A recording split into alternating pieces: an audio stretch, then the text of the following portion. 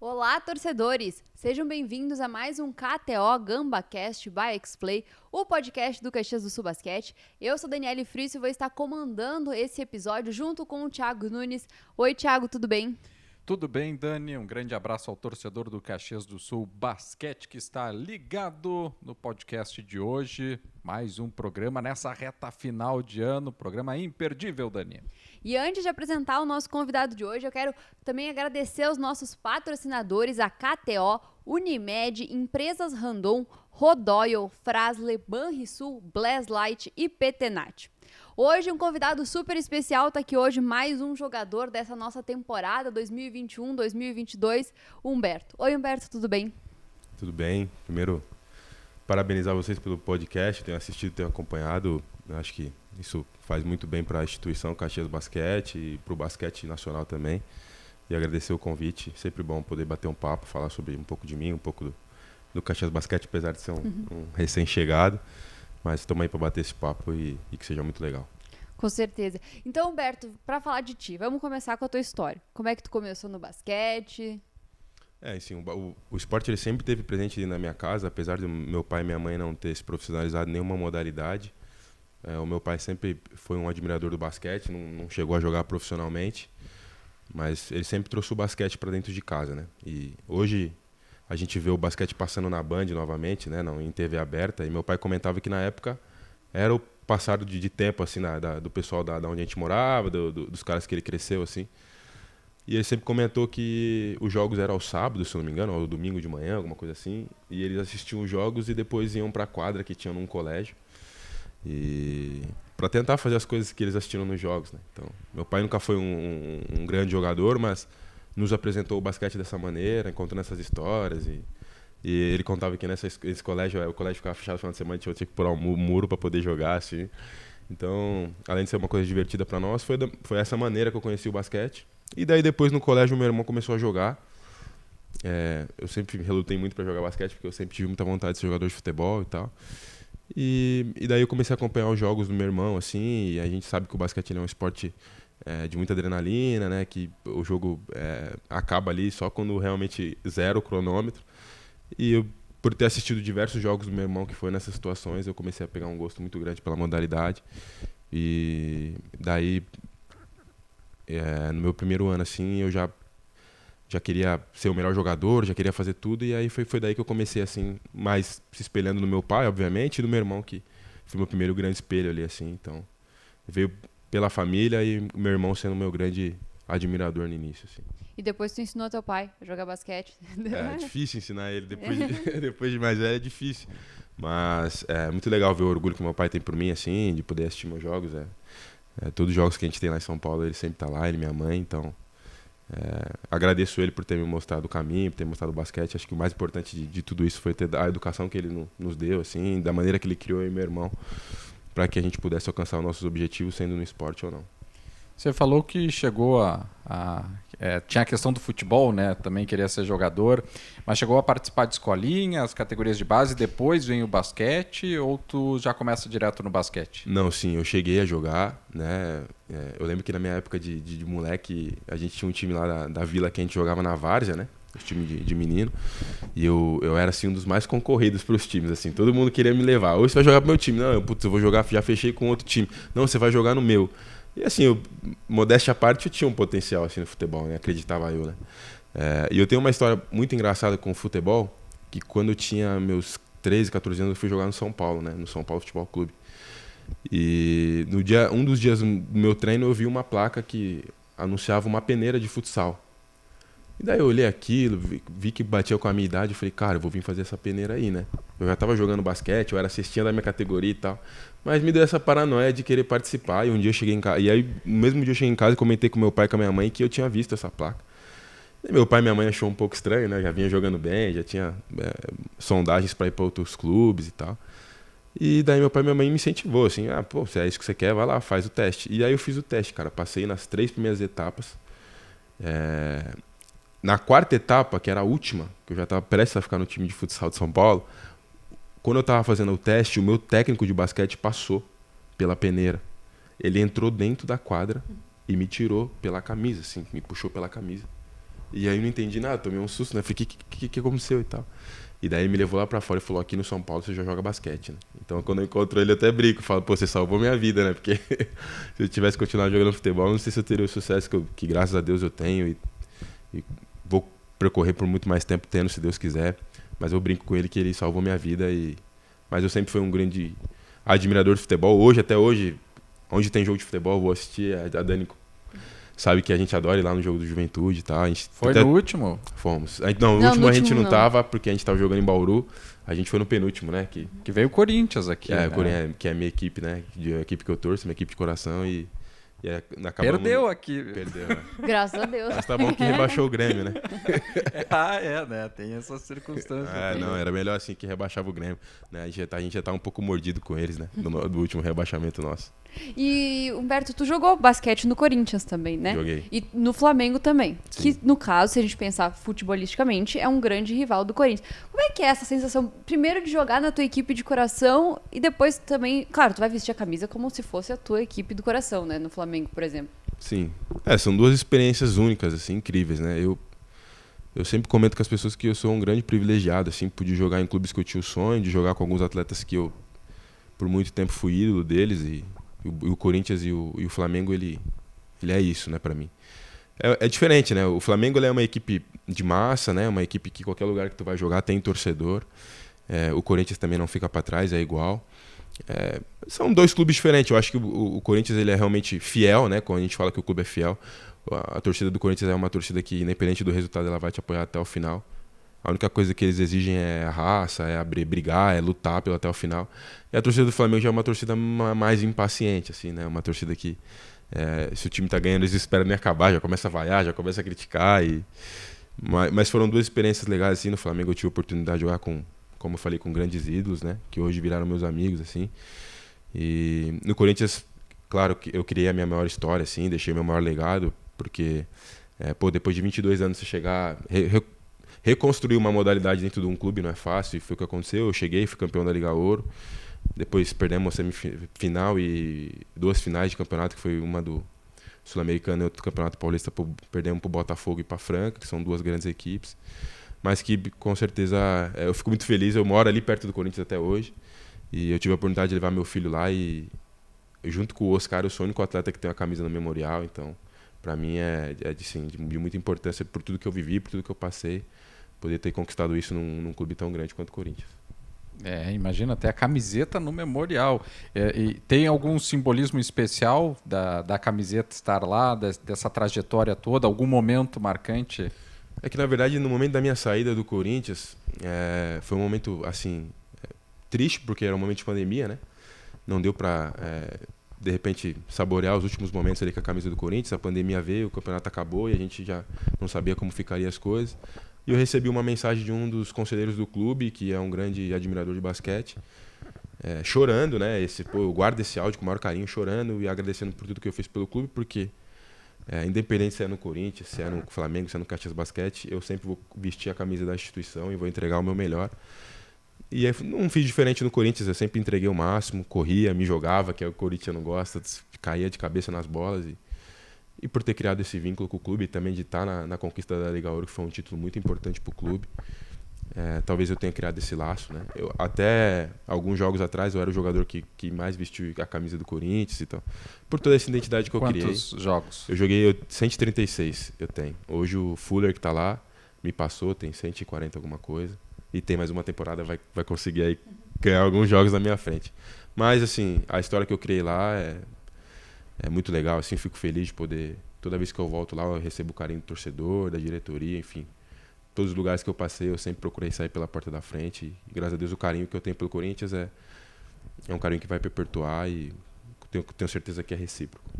Humberto, tu falou dessa homenagem, né, que foi feita lá no Corinthians. Recentemente, no nosso último jogo contra o Pinheiros, Sim. Tu também recebeu uma homenagem, né? Só que foi um jogo que não teve transmissão, então a gente não entendeu muito bem o que aconteceu lá. Explica pra gente, pro torcedor que tá nos acompanhando, o que aconteceu naquele início antes da partida, né?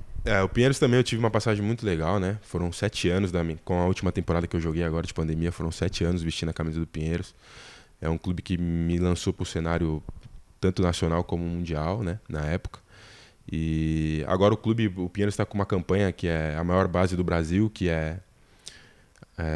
eles são, acho que, tricampeão da LDB, se eu não me engano, alguma coisa assim. E eu tenho o título da LB com o Pinheiros, então eles estão homenageando todos os jogadores que já foram campeões pela LDB. Né? O Lucas Dias e o Jorginho também, que são jogadores de Franca, que jogaram comigo lá no Pinheiros, foram homenageados. E agora fui eu também, provavelmente o Caboclo e outros jogadores que foram campeões também vão receber essa homenagem. Mas fiquei muito feliz de receber assim. Homenagem, eu acho que ela tem que ser feita enquanto a gente ainda está jogando, enquanto a gente está vivo. Né? Enquanto está vivo, principalmente. Exatamente, eu acho que isso é bom, obviamente, para o nosso ego, mas para que... o reconhecimento, né? Reconhecimento, um sinônimo de trabalho gratidão. todo. Exatamente, né? Foram 7 anos que eu vivi lá, foi bastante tempo, né? E eu até postei lá no meu Instagram que foi a primeira vez que meu filho me viu no Pinheiros, jogar na quadra do Pinheiros, foi um clube que me formou, onde eu passei boa parte da minha vida. Fui lá debaixo da arquibancada mostrar para ele onde eu dormia muitas tardes ali, porque eu morava longe. Então foi uma experiência única, assim, e com certeza maior ainda, porque a gente conseguiu uma baita de uma vitória e conseguimos deixar o Caxias aí na parte de cima da tabela. A famosa lei do ex, né, Thiago? Lei do Porque ex. assim... essa não falha. Não falha. Tudo tá falhando, menos... Eu até mandei pro Humberto quando eu fui mandar as fotos, né? Que eu geralmente mando as fotos no final do jogo, eu mandei pro Humberto. A lei do ex, quando é pro nosso lado, ela é sempre favorável, né? O problema é quando é o contrário, daí complica um pouco. Humberto, são quantos anos no basquete já? Cara, eu de profissional eu tenho desde os 16, já são 11 anos já profissionalmente. Eu comecei profissionalmente lá no Pinheiros, o Cláudio Mortari na época era meu treinador e ele me chamou e falou: e aí, você precisa fazer uma escolha aí, tu quer continuar estudando, tu quer jogar basquete, tu quer fazer o quê? Eu falei: não, tudo que eu tenho é o basquete.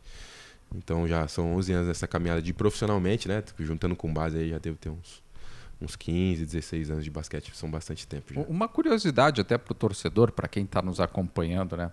A gente acompanha outros esportes e acaba variando aí, vamos dizer assim, a vida como atleta profissional. No basquete, qual é a média? O pessoal aposenta a bola, mais ou menos com que média? Isso é muito diferente para cada jogador, assim, né?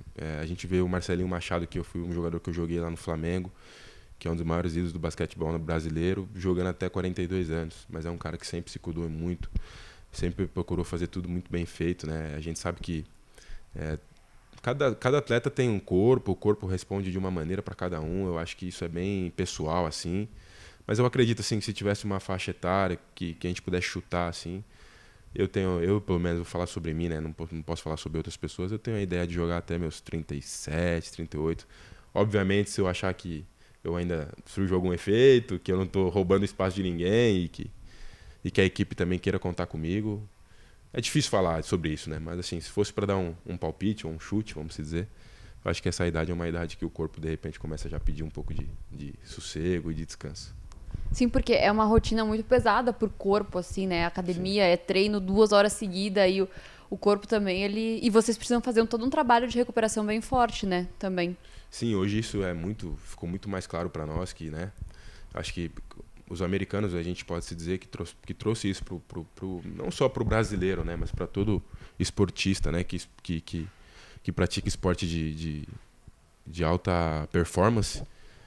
Isso é extremamente importante hoje, né? O descanso, a alimentação, o sono, são coisas que, de repente, a gente viu no futebol acontecer coisas diferentes. Lá atrás a gente viu o Romário, que falava que saía, que não dormia e fazia as coisas, fazia gol importante, fazia diversas coisas. Mas eu acredito que hoje as coisas mudaram, né? A gente depende muito do nosso descanso, da nossa alimentação, para que a gente consiga atingir altas performances. O Humberto é de São Paulo, né? Já contou um pouquinho da trajetória dele. E é a primeira vez jogando aqui no Rio Grande do Sul, em Caxias do Sul, Humberto? Sim, eu já tive a oportunidade de jogar aqui contra, né, Caxias.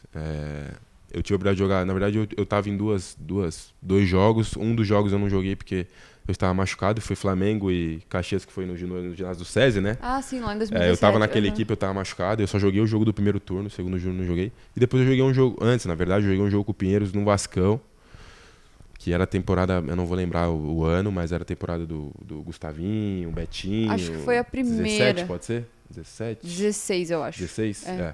Acho que foi 16, que 17 eu fui pro Flamengo, era isso. Que era esse time, Marcão, Gustavinho, Betinho.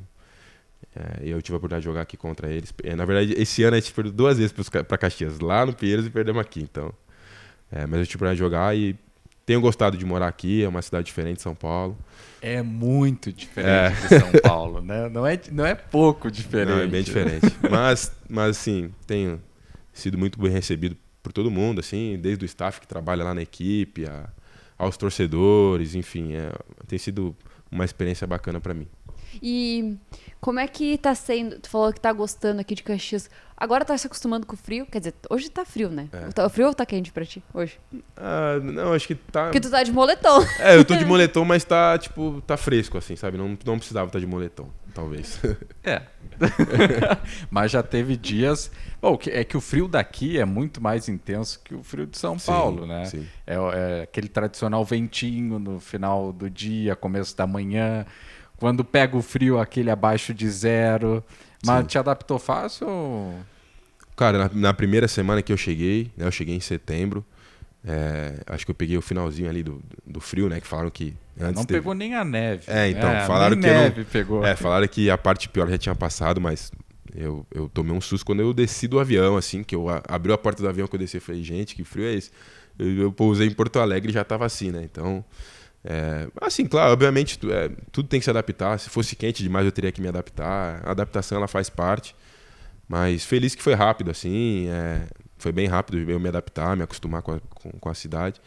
E o moletom, ele faz parte da vida do caxiense, eu acho, né? Porque eu já tive dias que eu não levei o moletom e passei frio.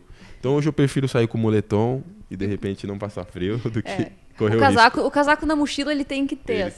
Aliás, esse é um ponto mesmo. Eu vim esse ano para Caxias também, né? Eu nunca tinha na vida usado uma touca. Nunca? Nunca. Eu fui obrigado a comprar uma touca aqui luva em Caxias. Também, né? Luva já usava. Touca, essas coisas eu tive que comprar, porque é impressionante a diferença. O vento, a questão é o vento, né? Sim. A maior questão pra mim é a mudança de temperatura, tipo, muito rápida. Muito assim. rápido, exato. Cara, me incomoda. Se tu tá, que nem agora nós de uma curta, não sei, vai estar frio. Sim. Então Teve tem que dias que eu sempre fui treinar preparado. de regata, porque tava calor, e quando eu saí do treino tava muito frio. Então, faz parte. É igual o guarda-chuva na vida do paulista. A gente não sabe quando vai chover, tá sol, daqui a pouco chove, é normal, faz parte. Tradicional garoa no finalzinho do dia, né? Lá a gente teve um programa aqui que a gente falou muito de São Paulo, né, Dani? Tu falou mal de São Paulo, Thiago. Pra deixar bem claro aqui quem falou mal de São Paulo. A gente só citou a questão do metrô, que é uma cidade que não para, né? Sim. É uma cidade que, para muitos, a cidade que não para pode significar ser uma cidade estressante. Né? Porque se tu vai para São Paulo querendo tranquilidade, passear, isso tu não vai encontrar lá, porque é uma cidade que não para. Eu passei uma semana lá exatamente convivendo com essa cidade que não para, e é uma correria para um lado, correria para o outro. Tu olha aquelas avenidas largas, eu tinha que pegar o avião e eu olhava para o relógio, eu não vou pegar o avião. E eu vi aquele mar, só as sinaleiras vermelhas dos carros. Assim, eu disse, não vai chegar no aeroporto. Né? Mas o Humberto ama São Paulo. Tem um lado bom de tudo isso, né? Uma cidade que não para, eu acho que existe coisas boas, como toda cidade tem coisas boas e coisas ruins. Isso é uma coisa que eu sinto falta em Caxias, né? Em São Paulo, se tu deu fome 11 da noite, 11h30, tu vai comer o que tu quiser. Verdade. Aqui em Caxias tu vai comer X, é o que vai ter aberto, né? É verdade. E para a nossa tem alimentação... Tem que para ter algum aberto. Então, isso para nossa alimentação não é muito bom. Então, tem o ônus e o bônus como toda cidade. Mas assim, eu sou um grande admirador de São Paulo, eu cresci lá, passei a maior parte da minha vida. Tô saindo de São Paulo de novo, depois de ter jogado no Flamengo, eu fiquei 3 anos no Corinthians e 1 no Pinheiros, 4 anos morando em São Paulo de novo. Então, quando eu tava voltando a me readaptar, eu tive que sair, mas isso faz parte da vida de um atleta, né? Comum, a gente tá em São Paulo, daqui a pouco a gente tá em Caxias, depois a gente tá em outro lugar. Faz parte, mas eu realmente gosto muito de São Paulo. E assim, é diferente, né, Caxias? Eu comento muito com o Canta, que ele vai de carona comigo pro jogo. Sempre na volta que eu falo, porque eu sinto falta de lugar para comer depois dos jogos, né? Geralmente você não faz janta no jogo, você não... Então depois dos jogos, o nosso jogo é geralmente 8 horas, acaba umas 10 e pouquinho, a gente tem sentido tem que falta. Ser X daí. A gente tem sentido falta de lugar para comer. Agora a gente conseguiu um lugar aqui, né? Não sei nem se eu posso falar o nome, que é o Pode, Pampeano, que a gente conheceu o dono lá, que agora a gente liga pra ele e fala, irmão, segura um pouquinho que nós estamos chegando. Que aí ele segura pra nós, que é até um baita, até deixar a minha indicação aqui, porque ele é um cara que, dá uma moral pra gente lá, segura o restaurante até um pouco mais tarde. Toda vez que a gente faz churrasco, a gente vai buscar carne com ele.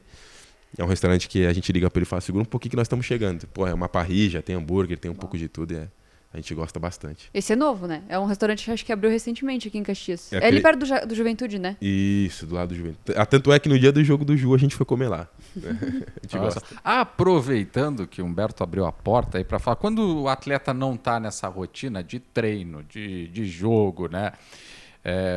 O que vocês acabam? Fica mais reservado ou quando, né, sai? Por exemplo, vou entregar, Dani. No final de semana, estava eu passando pela Feira do Livro de Caxias do Sul e vi o Ed.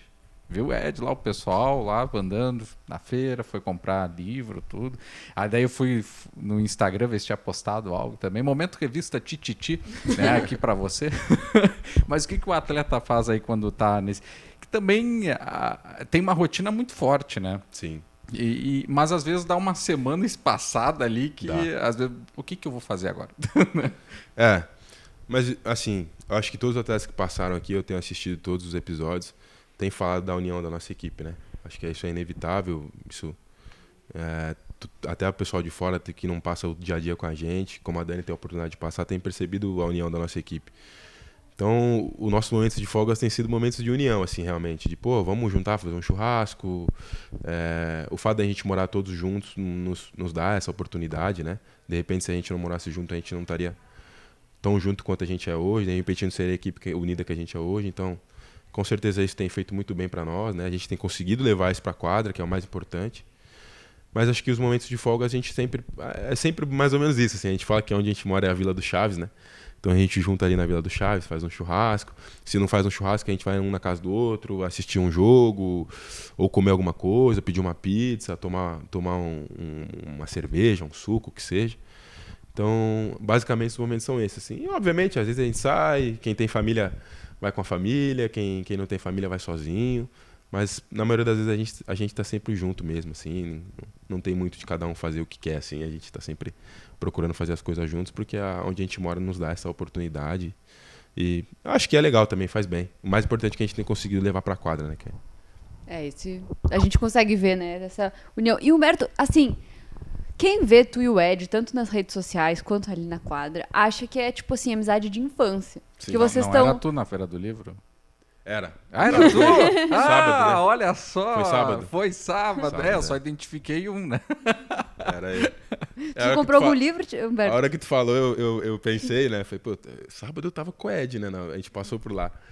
Não, mas na verdade a gente só tava de passagem mesmo. No sábado a gente foi tomar café da tarde, a gente às vezes vai tomar café também. Aliás, eu vi também que antes de ir pra feira, estavam numa loja, não estavam numa loja? Fomos lá fazer uma permutinha, ganhar uns presentinhos, né? Importante. Claro. A pergunta é... não, eu tô no jornalismo investigativo já. Tá. Eu gostei, eu acho que nós podíamos abrir um Instagram, Gossip do Caxias Basquete. Assim, eu adoro essas coisas de fofoca, gente. Esses de famoso, eu sou a número 1 ali que fica lendo tudo. E, Humberto, mas voltando, assim, como é que é essa amizade? Vocês já se conheciam? Como é que... Porque bateu muito o santo, assim, Sim. né? Na verdade, eu conheci o Ed só de jogar contra mesmo. Onde a gente criou um laço de amizade mesmo foi... A gente participou de uma gravação do MasterChef. Eu não lembro o ano que foi. Mas... Acho que foi 2018. Pode ser, 2018, pode ser. Acho que eu tava no Corinthians, acho que era isso. Foram cozinhar lá? Não. Na verdade, o jogo, a prova era meio baseada no jogo de basquete, o tempo de jogo, 24 segundos. Sempre tinha alguma piadinha, alguma brincadeirinha criativo, ali né? dentro da prova. 24 segundos, bem criativo, né? E nós seríamos atletas que iríamos provar depois da comida. Então teve algumas encenações do jogo ali e tal. E por ser uma brincadeira, o Ed, a gente criou um clima bem descontraído ali. O Ed falou assim, irmão, os caras estão à vera, né? Porque os caras... Era só pra brincar e tinha os caras que estavam levando a sério, sabe? Ele falou, irmão, os caras estão à vera. E aí a gente criou uma amizade ali, assim, que...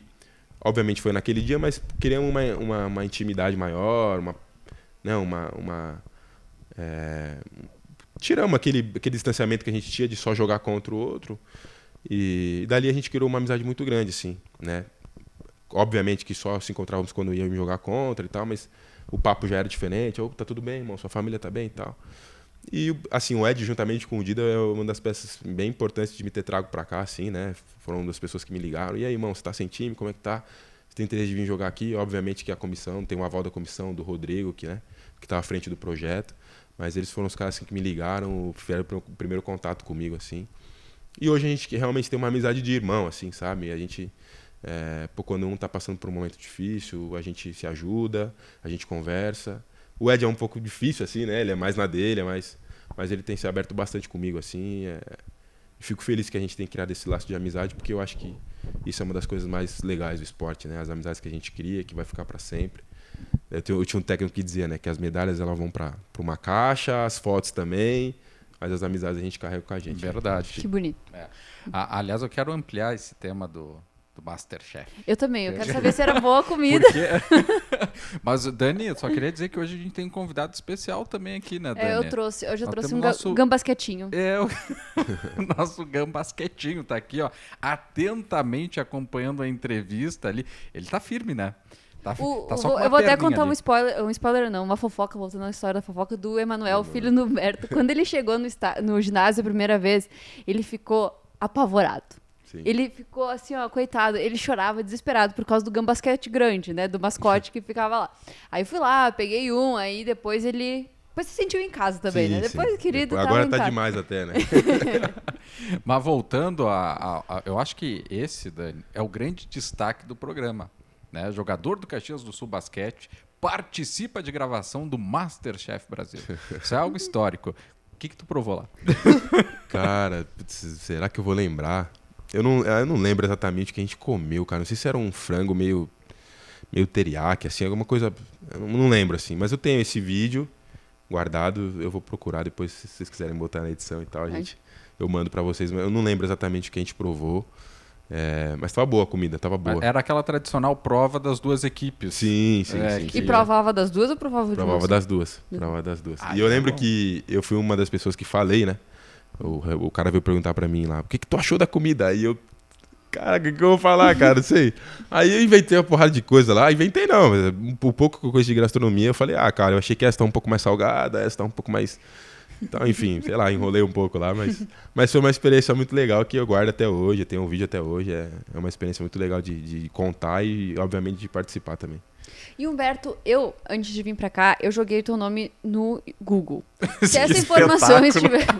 Esse é o trabalho jornalístico do nosso podcast. A Dani Se tiver errado essa informação, tu me corrige, a gente corta. A Dani acaba de abrir como é que é o processo de apuração do programa. Não, é que eu fui lá, né? Eu disse assim, eu te conheço ali da quadra e tal, mas eu não conhecia muito da tua história. E tinha lá que tu participou de um draft da NBA, é isso mesmo? Sim, na verdade, quando eu estava no Pinheiros, né, e eu comentei aqui que o Pinheiros ele me lançou para o cenário nacional e mundial, é exatamente isso que eu estava querendo dizer, né? Eu vivi grandes momentos no Pinheiros e quem é um grande admirador e acompanha realmente o basquete desde a base, enfim, sabe que o time que a gente tinha da base lá do Pinheiros era um time incrível, né? E naquela época se criaram os prospectos da NBA, né? Que era eu, o Lucas Dias, que é o jogador de Franca, o Jorge, que é jogador de Franca, o Bruno Caboclo, que hoje jogou na NBA e voltou para São Paulo. Nós formávamos ali um grande time. E naquela época, né, se criou os novos prospectos da NBA, né? E eu estava incluso ali. Eu sou muito ruim de memória, não vou lembrar o ano, mas realmente eu coloquei meu nome no draft. Se eu não me engano, foi 16 ou 15 que eu coloquei, alguma coisa assim. A gente treinou mais para mais de 10 equipes esse ano, né? As equipes vinham até o Brasil dar treino pra gente, para nos conhecer e tal. E eu tinha uma conversa assim... Nunca nem falei sobre isso, mas eu tinha uma conversa meio encaminhada com o Sacramento Kings na época. Né? O treinador tinha gostado bastante de mim, me passou praticamente um caderno do que eu precisava melhorar, do que ele acreditava que eu precisava melhorar, mas que se criou uma expectativa que eu pudesse ser draftado pelo Sacramento, né? E hoje eu falo porque demorou muito para eu digerir a minha não ida para a NBA, e de repente criaram muita expectativa na gente. ou então deixei isso subir para minha cabeça e eu sempre fui muito fechado em relação a falar sobre isso, mas hoje sou um cara super realizado com tudo que eu tenho, com tudo que eu conquistei. Acho que não era para ser assim e eu realmente coloquei meu nome no draft. Mas foi assim, experiências legais, tive a oportunidade de treinar alguns times lá, alguns times vieram dar treino pra gente aqui. E foram experiências bem legais que eu vivi assim quando jovem, né? De repente não sabia o tamanho e a dimensão que tudo isso tinha. Mas foram experiências que marcaram bastante e que eu fico feliz de ter participado, assim. Ah, bacana, né? E nesse NBB, o que dá para tirar de avaliação? É um começo do campeonato que foi duro ali com adversários da ponta de cima. Sim. Caxias se mantendo ali também, sempre perto daquele pelotão. Tem algum jogo que tu guarda aí desse ano como um jogo de exemplo de atuação da equipe? O que dá para falar, Humberto? Não, eu acho que a equipe tem se comportado muito bem. Quando você pega a tabela e você analisa os jogos, obviamente que a gente quer ganhar todos os jogos, né? O atleta ele treina, ele se esforça todos os dias para que ele consiga primeiro atingir o seu nível máximo de performance e depois que ele atinja o número máximo de vitórias e de conquistas, né? Acho que isso é o mais importante. Mas se você pegar a tabela hoje e analisar friamente, as equipes que a gente perdeu são equipes que a gente poderia perder, porque a gente precisa saber lidar com isso. Caxias é uma grande instituição, né? Eu tenho falado isso para todo mundo que eu tenho a oportunidade de conversar e falar, cara, Caxias é gigante, cara, é uma instituição grande. Eu acho que Caxias está dando passos enormes para se formar uma grande equipe do basquete brasileiro, por tudo, pela estrutura, pelo SESI, com foco pelo staff que tem por trás, que trabalha, entendeu? Então acho que assim, que a equipe ela perdeu jogos que poderia perder. Não é que jogos que tinha que perder, que poderia perder. A gente ganhou de equipes que têm um orçamento muito maior que o nosso. Foram criadas para estar na ponta de cima da tabela. E eu acho que isso também é bom para nós, né? Quando a gente joga sem essa responsabilidade, obviamente a gente tem responsabilidade, que a gente veste a camisa de uma instituição, a gente recebe para isso, a gente é remunerado, né, para poder vestir a camisa. Mas quando você olha hoje, de repente Fortaleza é um jogo que era um confronto que a gente poderia ter ganho, mas foi um jogo muito difícil por conta do calor, né? O calor acabou com a nossa atuação lá, a gente não teve condição nenhuma de jogar. E as outras equipes são equipes que a gente realmente poderia perder. Mas assim, agora a gente tem 3 jogos dentro de casa, que são 3 jogos importantes. Esses a gente não pode nem pensar em perder. Aí sim a gente tem que jogar uma responsabilidade para cima de nós, que esses jogos a gente não pode perder se a gente quer sonhar com o Super 8, se a gente quer sonhar com uma colocação melhor nos playoffs. Então é isso, a gente tem trabalhado muito com a nossa realidade. Assim, esse jogo aqui a gente não pode. Esse jogo, cara, não é que podemos perder, mas esse se perder, velho, faz parte, tá dentro do planejamento, entende? Então acho que a gente tem feito isso, tem sabido lidar bastante com isso, assim, de, esse jogo aqui é importante. Mas obviamente que a gente entra para jogar todos os jogos, a gente compete todos os jogos, a gente vai lutar até o final de todos os jogos. Contra o Bauru, quem assistiu viu isso, que a nossa equipe estava atrás, a gente não parou de correr, a gente lutou, é isso. Acho que a característica da nossa equipe é maior essa temporada, é isso, é entrega, é não desistir nunca, é sempre continuar batalhando, lutando para que a gente consiga nossos objetivos. Tem que caprichar, porque tem gente que já comprou passagem aí pro Super 8. Bora. Já garanti. Bora. Isso um dia eu brinquei com o Rodrigo, deixando bem claro, uma brincadeira, dizendo, Rodrigo, posso garantir, mas eu não botei pressão nenhuma. Como torcedora, eu quis garantir o meu lugar. A passagem que eu comprei, que é pra assistir Flamengo e Caxias lá no Rio. Essa eu vou. Essa eu vou estar lá. Vocês podem olhar nos meus stories. 25 de janeiro. 25 de janeiro. Olha só, no dia do meu aniversário. Então, traz um presentinho lá do Rio. Vou trazer um chaveiro. Sendo do Cristo Redentor, tá valendo. Eu não sei se eu vou pro Rio. É que assim, eu tenho uma amiga lá, daí eu vou lá visitar, né? E eu vou pro Rio porque eu gosto do Rio, né? Eu não sei, eu gosto do Rio, gente. Então eu vou pra lá. Eu disse assim, vai ter o Caxias Basquete lá. Vou ter que ir. Que baita esforço, né? Tudo encaixa, né? Caxias Basquete, amiga, Rio, é isso, vambora. Aí eu vou. Aí essa eu garanti, mas... Não, mas eu acho que é importante a gente ter esse entusiasmo mesmo, tanto o torcedor, tanto nós, que obviamente a gente trabalha com o pé no chão, mas a gente sabe que a gente vive um momento muito bom, que a equipe se comporta muito bem assim. Eu tive a oportunidade de jogar em grandes equipes e eu tenho falado isso no vestiário, que embora o Flamengo tenha um orçamento grande, não é fácil jogar no Flamengo, não é fácil ser o Flamengo, porque todos os jogos você tem que se superar, todos os jogos você tem que entrar para ganhar, todos os jogos, se você não ganhar, você vai ser criticado, isso em qualquer equipe, né? Mas o Flamengo muito mais. E eu tenho tentado passar isso para nossa equipe, cara, não se acomodar na posição que a gente está hoje, a gente tem que querer sempre mais, sempre mais, sempre mais. Tu é, Humberto, esse que fala mais, assim, por exemplo, no vestiário, assim, tu gosta, assim, de meio de... Eu vou usar uma palavra, mas não sei se seria essa palavra. Ser meio que um líder, assim, que fala... A liderança, ela sempre veio muito natural na minha vida, né, Dani? Assim, eu fui capitão nas minhas últimas 3 temporadas. Né? As últimas 2 no Corinthians e no Pinheiros, agora eu fui capitão. E aqui no Caxias eu não sou capitão. Mas, como eu falei, a nossa equipe tem uma união tão grande que, embora o Cauê e o Ed sejam os capitões, assim, a gente... sente liberdade, todo mundo fala, todo mundo tem voz ativa. Eu acho que o mais importante é a gente saber a hora de falar, como falar, né? Então, em alguns momentos o Cauê até mesmo fala pra mim, pô, fala aí hoje, cara. De repente você mexe mais com o grupo do que eu. E é uma coisa que eu gosto, assim, eu gosto mais desse momento vestiário, sabe? Não gosto de liderar os outros momentos. Esse momento vestiário, de motivar, de não deixar a equipe se acomodar, é uma coisa que eu gosto mais, assim, mas... No vestiário eu tenho tido esse papel, assim, de falar, de motivar. É uma coisa que eu gosto também, acho que é uma coisa que a equipe tem recebido bem também. E nas redes sociais, como é que é o Humberto? Ele é de fazer dancinha no TikTok? Não, zero dancinha, zero. Nem tem TikTok, zero. Eu sou um cara mais, assim, mais tranquilo, mais família. Minha rede social é mais totalmente trabalho e minha família. Obviamente, pô, brinco, curto lá nas redes sociais, na maioria das vezes incentivado pelo Ed, que me puxa, porra, vamos postar, vamos sacanear, não sei o quê. Mas assim, eu sou um cara muito tranquilo, tenho mudado um pouco em relação a isso, né? A gente sabe que cada ano que passa, a rede social tem tido um papel muito importante na vida de todo brasileiro, enfim, de todo mundo, acho que. E eu tenho me adaptado, assim, tentar cada vez postar mais, cada vez movimentar mais. Acho que tenho conseguido até certo ponto. Acho que tem um limite também, né? Tem coisas que falam, putz, isso aqui eu não vou fazer e tal. Mas muito com o incentivo do Ed ali. O Ed fica incentivando todo mundo a postar, a fazer as coisas. E eu tenho me mexido um pouco mais lá na rede social. Mas geralmente mais família, mais meu trabalho e alguma resenha de vez em quando. O Ed é o social media, então, do pessoal. O Ed é.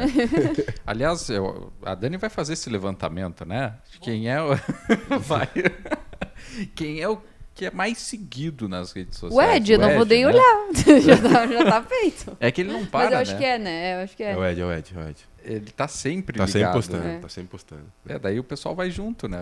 Eu acho legal, assim, como torcedor, assim, de qualquer equipe, eu acho muito legal, assim, ver os bastidores. Aproxima, exato. Né? Saber o que tá acontecendo. Que principalmente, tipo, quando vocês viajam e a gente não tá, saber, sim, eu acho...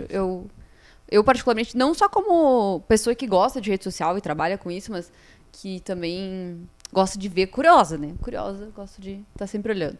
Falando nisso, torcedor, se você está assistindo esse episódio na semana que ele saiu, você pode garantir o seu ingresso para o jogo do dia 28 e do dia 30. Então, o jogo contra Pato e também contra Mogi.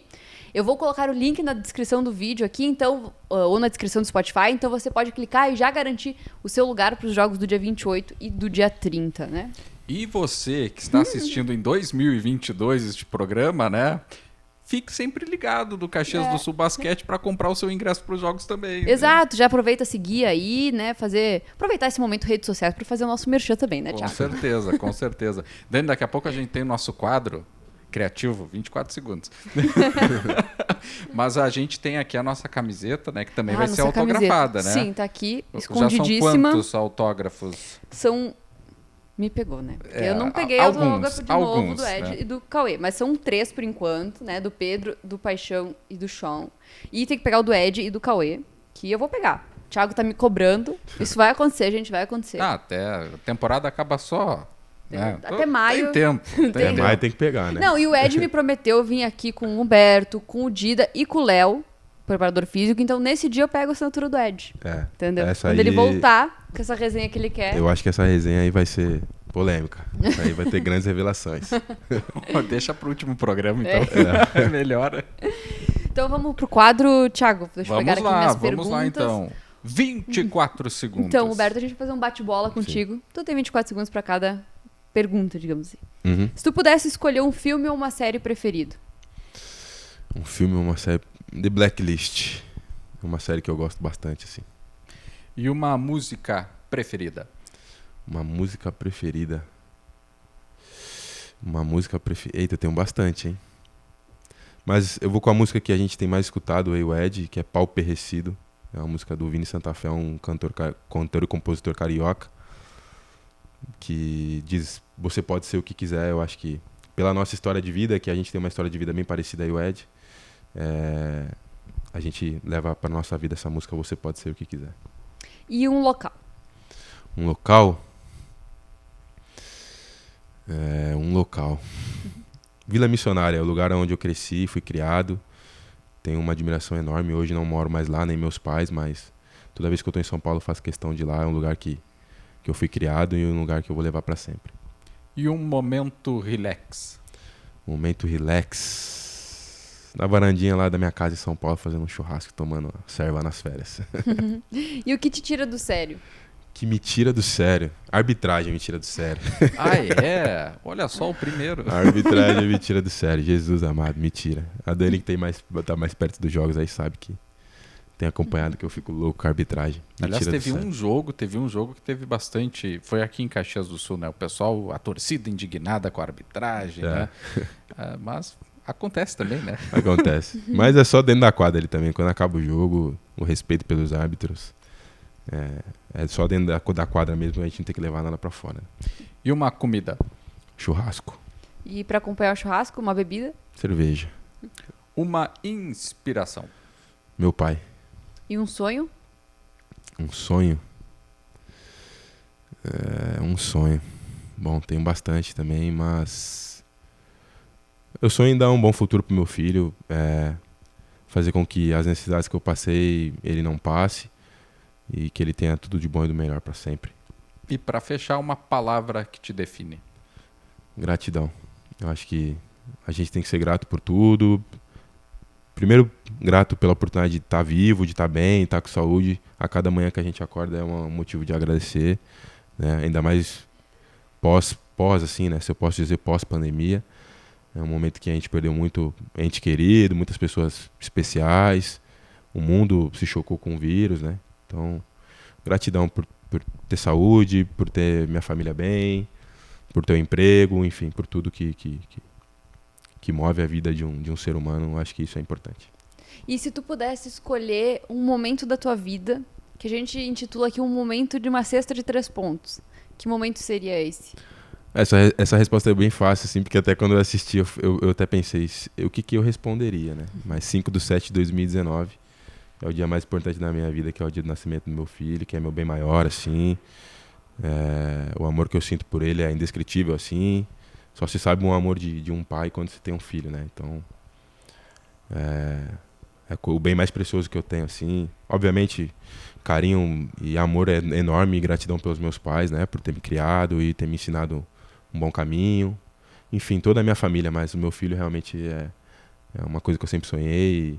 Da maneira que ele veio, assim, do jeito que ele é um pouco levado, sabe? A Dani sabe. Ele é uma figura. Ele é um pouquinho bagunceiro, mas você sabe que você sente que ele é uma criança diferente, assim. Ele tem algo diferente, tem uma energia diferente, uma aura diferente, sabe? Então, não podia pedir a Deus um presente maior que meu filho do jeito que ele é. Ele é maravilhoso, eu adoro. O filho do Humberto. Gente, que criança carismática. Ele é incrível, não é? Quantos aninhos? 2 e 5. 2 anos e 5 meses. Mas já parece que tem mais. Ele é pra frente demais, cara. Ele é uma figura. Humberto, então, vou te dar aqui a camisa pra te autografar. Vou botar aqui. Licença. E aí a gente vai conhecendo também, né, o autógrafo de cada um. Tem uma coisa característica, né? Todo mundo coloca ali o número da camisa. Que o número na camisa, ele nada mais é, quando a letra é feia, o cara reconhece o autógrafo pelo número. Vamos mostrar agora o autógrafo do Humberto. Bem na meioca ali. Tá aí, ó. Ah, não, mas a letra até que é... Não, horrível. Já tive vários eu já tive vários autógrafos e aí eu falei, vou ficar com esse aí mesmo. Tá aí, ó. E o número 19, Humberto, é? Na verdade, o número 19, com o meu primeiro ano de profissional, né? Eu subi profissional e na época tinha o Paulinho Boracino que jogava comigo, que ele já era 9. E aí eu sempre usei a 9 por conta do meu irmão, que começou a jogar com a 9. E aí eu pensei, putz, e agora, né? O cara já é muito mais velho que eu e mais tempo de basquete, e isso é normal no basquete, né? E aí eu falei, sei lá, vou colocar um na frente, que na época também era o número que o Leandrinho usava, que eu era um grande admirador dele, assim. E aí ficou 19. E até no Corinthians eu usei 12, uma época que foi uma homenagem à torcida, uma das torcidas organizadas do Corinthians, que é a camisa 12. Que foi uma torcida que eu queria um laço importante muito grande, assim, uma admiração e um carinho por eles e vice-versa. Mas a 19, assim, eu acho que vai ser o número que vai até o fim da minha carreira aí. Tá aí. Humberto, esse programa, né, ele vai estar rodando é antigo, hein? Agora eu entregou a idade, hein? Ele vai ao ar, né, antes do Natal e Ano Novo. Se você tá vendo depois do Natal e Ano Novo, é outro problema. Mas deixa aí o recado de Natal, Ano Novo. Tu já deixou uma mensagem muito bonita, né? A gente estava acompanhando aqui. Mas deixa aí a tua mensagem para o torcedor do Caxias do Sul Basquete para esse Natal, Ano Novo que se aproxima. Não, acho que, né, desejar Feliz Natal a todos, um Feliz Ano Novo, né? Eu acho que o mais, como eu citei aqui antes, o mais importante é a gente estar saudável, a gente estar bem. Agradecer desde já o torcedor que tem ido no SESI nos apoiar. A ida de vocês lá tem sido extremamente importante para nós, por tudo que a gente conquistou até agora. E o de sempre, assim, eu acho que não deixar de abraçar e de dizer o quanto você ama de dizer o quanto você ama as pessoas que você mais gosta, as pessoas que você mais ama, as pessoas mais próximas, né? Se a gente tem essa oportunidade, eu acho que isso é importante. E realmente desejar um Feliz Natal e um próspero Ano Novo para todos e com certeza para nós do Caxias Basquete também, que seja um 2022 de grandes realizações e grandes conquistas. Com certeza. Então, Humberto, muito obrigada por estar aqui, por participar aqui com a gente. Esperamos a tua volta com a turma. Tá? Não, obrigado vocês pelo convite. Mais uma vez, parabéns pelo programa, tem sido muito legal. Obrigada. Então é isso, Thiago. Quer deixar sua mensagem de Feliz Natal também? Um grande abraço, Feliz Natal, um próspero Ano Novo para todo mundo aí, com muita saúde, muita paz, e o resto a gente corre atrás, né? Vamos correr um pouquinho nesse ano que se aproxima também. Um grande abraço, Dani, Humberto, torcedor que está ligado, o nosso GambaCastzinho. Também que veio hoje aqui no programa. E eu, com essas falas belíssimas, né? Eu vou deixar para eles essas falas lindas de Natal, desejar para você, torcedor, um Feliz Natal, um 2022 maravilhoso, e eu espero você no próximo episódio também, agradecendo os nossos patrocinadores, a KTO, Unimed, Empresas Randon, Rodoyle, Banrisul, Frasle, Blast Light e Petenat. Um beijo e até o próximo episódio. Tchau!